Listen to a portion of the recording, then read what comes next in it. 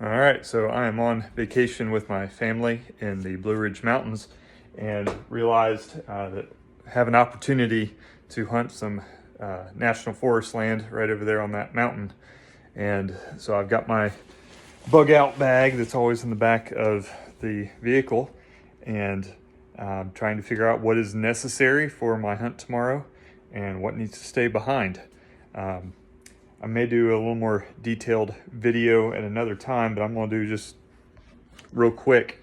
So I got to do a little hiking before I get to the national park land. So I've got my rifle still takedown. I'm possibly planning on putting my non-day optic device on it that will help with some scanning. Probably won't end up using this to take the shot. So I may end up using this more as a handheld device to locate the deer. Let's see, it is cold. I don't think it's going to be snowing, but there might be some snow at the top of that mountain. I'm probably going to at least carry my little stove. There is a burn ban in effect where I'm at. So making an open fire, I mean, if I had to in an emergency situation, I could, but if I just want to heat up some water for coffee or something, I'm going to use my little camp stove that I've shown in other videos before. I'm going to go ahead and pop that out real quick. So a little camp stove with a little fuel cell that's easy to put out. All right, I am going to possibly take my hammock just so I have a place to sit as kind of a portable stand. We're going to see how that works. Only thing is it does weigh, it probably weighs about 1.5 pounds. So I'm kind of weighing out the options. Do I keep this in my pack as I hike up that mountain looking for animals? Because here's the other thing I've got to consider. What I pack in, I've got to pack out. And if I'm successful and get a deer, I've got to be able to pack out the meat as well. So I've got some gallon-sized Ziploc bags for most of the meat products. I have out in the vehicle some trash bags, and we'll put in here. You know, if I get a buck or something, I'll be at least getting the skull and the antlers, but probably won't keep much of the hide. Maybe I will, depends on how big he is. I'm only planning on hiking about half a mile, looking at the mountain as I'm saying this. But that is a pretty steep climb over there. So again, I am considering what I am hiking in with and hoping that I'm going to be hiking out with an extra 60 pounds of meat tied to the pack. So I've got some rope, different kinds of rope, paracord and so forth. Been considering taking my sleeping bag as an emergency thing, but I'm going to be so loaded up with stuff. And I'm going in the morning, so it's going to be progressively getting warmer. And I do have an emergency space blanket in here in case something really goes bad. I will have my Glock. Where did I set my Glock? Let's see. I'm going to maybe do a video in a little bit when I'm out there showing the full setup, but I'll have the Glock more on my chest in a fanny pack. There it is. So I've been testing this 511 fanny pack bag out. I'm going to mount it. The Glock's actually in here right now to where I can easy access, because this is bear country. But as I said, I've got to do some a little bit of hiking past some suburban areas, and so I'm going to be trying to blend in with this pack and don't want to look like a hunter necessarily. I'll have this on, but probably a hood up. When I get out to hunting land, I just got to flip this around and ready to roll. All right, this is the first opportunity I've had to hunt out of state, hunt in the mountains, and possibly hunt. I've hunted in the snow before, and I've always enjoyed it. So I'm hoping to find some patches of snow up there just for, finding deer trails and possibly, shooting a deer and being able to track it quickly and easily. So wish me luck. This might be added to the rest of the video. Well, here I am. I've been out here about an hour and a half. I've been learning a lot about my gear, my equipment setup, because this is definitely not like hunting or hiking at home. It is about 19 degrees wind chill factor is probably about 16, 15. Got a steady little breeze. Having to hunt in this thicker clothing and carry all my gear. I gotta make sure my gear is accessible. I did end up putting the fanny pack down a little bit lower with my Glock in it. Got a knife up here, easy access. Had to readjust some of the straps on my rifle. All these little things you don't think about ahead of time.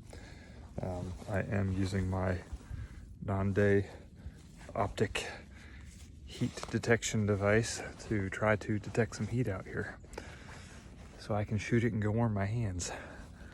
I've only seen one squirrel.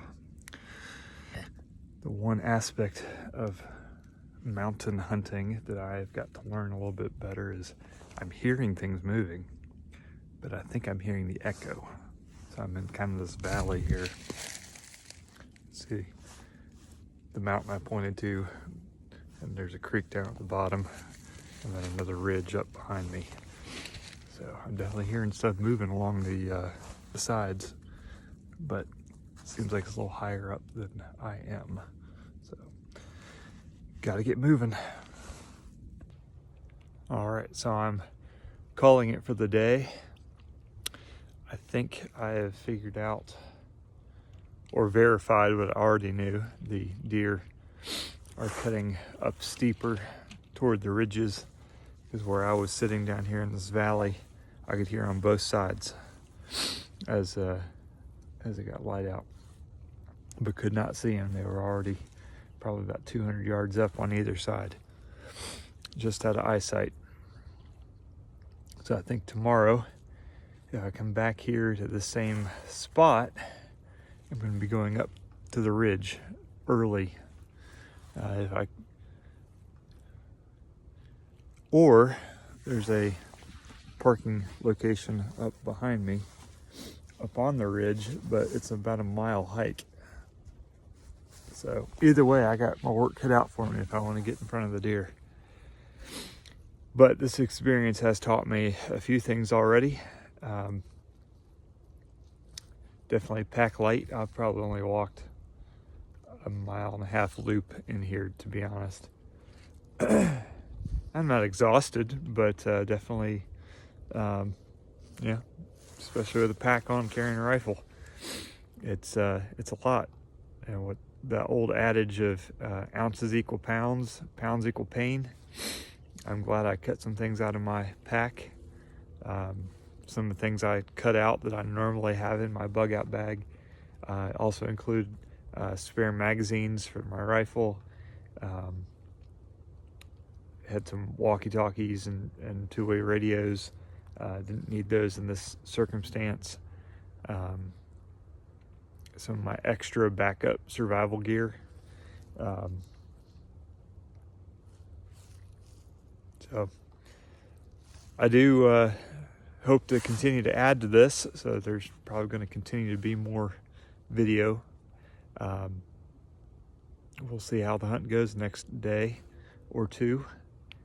But I do want to go ahead and challenge you to consider, if you have a bug out bag, if you have carry gear, are you actually putting it to use? Hunting is a wonderful opportunity to experiment and see what works and what doesn't. And it took me a good 1.5 hours, 2 hours to figure out my pack configuration last night and stage everything. So make sure you think through those kinds of things, because different circumstances require a different setup. If I was on the side of the road with a flat tire and having to walk a couple miles to go get supplies or whatever, I don't necessarily want to be having knives on my bag and all that kind of stuff, because that really looks conspicuous. But at the same time, I really don't want to leave my rifle bag in the car if I've got to go for a hike. So having some modularity to your system is important. Well, I am ready for some coffee, and I am not going to pull out the stove when I can just see the end of my vehicle down the mountain there, and I know I've got a thermos of coffee in there. So hopefully we'll pick this back up and have some meat to provide for the table. All right, it's me again, obviously, on top of the ridge, and the sun is just now coming up. Ironically, I have snowflakes hitting me in the face, even though the nearest cloud bank is like 50 miles that way. But I'm pretty excited. I just saw a deer way down the mountain. He's probably about 250 yards through that thick mess. So that's a good sign that they're moving. So we're gonna try to, it seems like they're still moving this way up the valley and up the ridge. I'm gonna keep going down this path and see if I can't stop getting distracted by the views. Man, this is worth it just for the views. Well, I did not get a chance to go back out, did not end up tagging any deer, but I did have a blast. It was a lot of fun hiking and using my pack and just being in new territory and thinking through, you know, the what ifs. You know, if my family were traveling through the mountains and let's just say an EMP goes off, you know, and our vehicle is completely stranded, and we've got to start hiking towards home. You know, knowing that I have equipment in my pack that will help, you know, provide protection, provide you know, the warmth and the shelter that we need, but then also the means to be able to potentially take food. That was all good practice. You know, that's probably the most extreme thing I can think of that I'm preparing for. An EMP, some kind of a nuclear attack, you know, and the idea that you're stranded and you have to start walking. And I called it a bug out bag, by the way, and I really mean just kind of a get home bag. You know, home is supposed to be, in my mindset and how I am preparing, is supposed to be where you go and you stay. So that in mind, a few little things that I might change in my bag, and I'm thinking through this, and we'll have future videos on it. A lighter weapon setup. Now I'm using a 20-inch modular sporting rifle with a takedown barrel system by Pantheon Arms, and it fits in that Vertex Gamut bag, but it does have some weight to it. I'm guessing it's about 7 pounds empty, 6 pounds maybe. I'll have to weigh it, but it does get heavy, especially when you're walking up and down mountains. Is there a lighter setup that could provide just as much range and lethality? Yes, I think so. I may look more into like a 6.5 Grendel barrel and make it in a kind of a pistol handgun configuration that will give me a little bit the same range, same impact, but a much smaller and lighter package. So I am thinking through that possibility. I do like the 6.5 Grendel. Kind of another update. I used a 16-inch 6.5 Grendel to take 4 does this year, and my son used it to shoot a nice little 7-pointer, and even that 16-inch barrel, I mean, it put a wallop on the deer out to 200 yards. That was the furthest shot I made, and laid the one doe flat out. So, and maybe even that would be the right backpack gun for this setup. So thinking through that, but then also when I was in the hotel room doing the first part of this video, I had gear spread out all over the bed. And it took me about an hour and a half, 2 hours just to set up my pack to get ready to go out in the woods.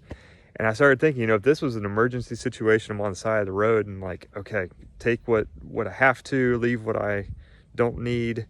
You know, it would have been nice if I would have had it kind of packed in like cubicle kind of things. So I'm going to look at some little, and I already have some of that, but like my radios were just kind of laying all over the bag. I had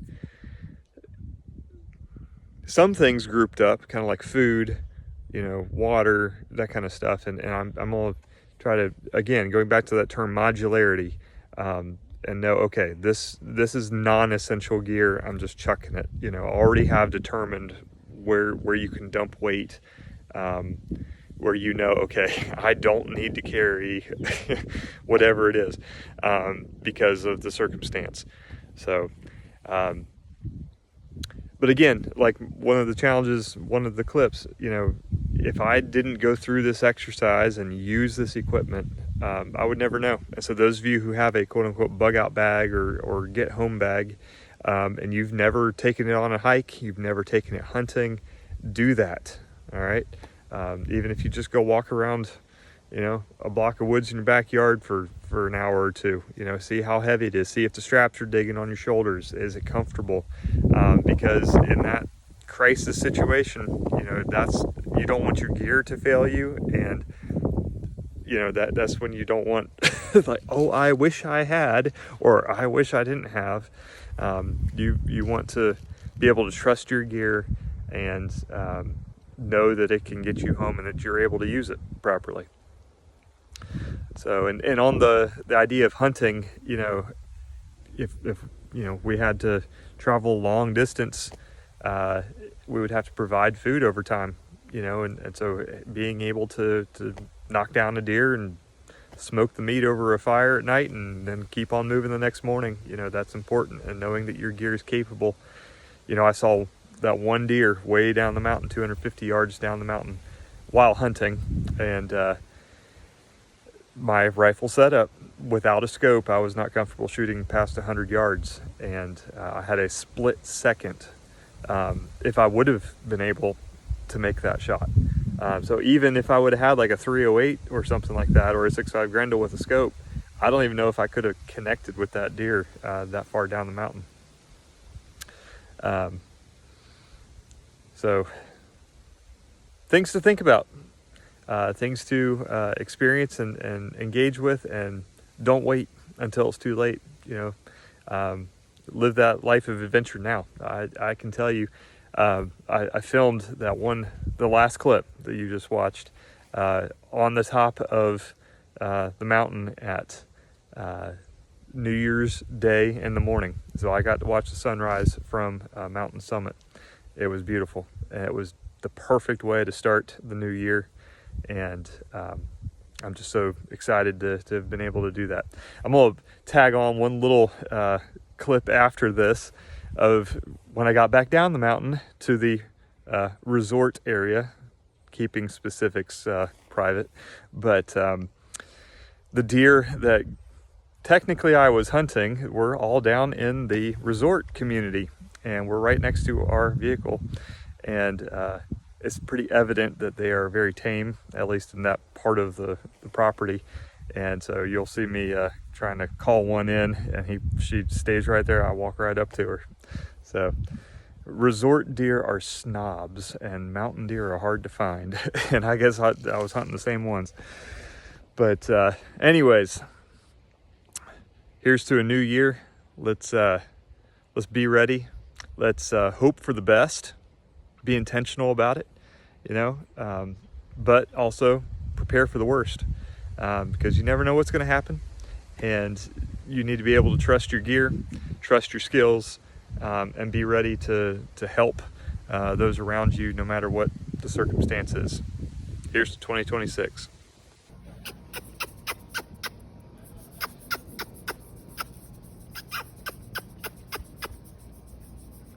Hey, baby.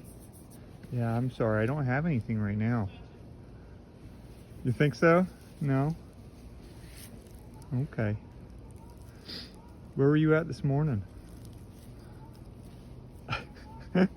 She's like, you don't have anything.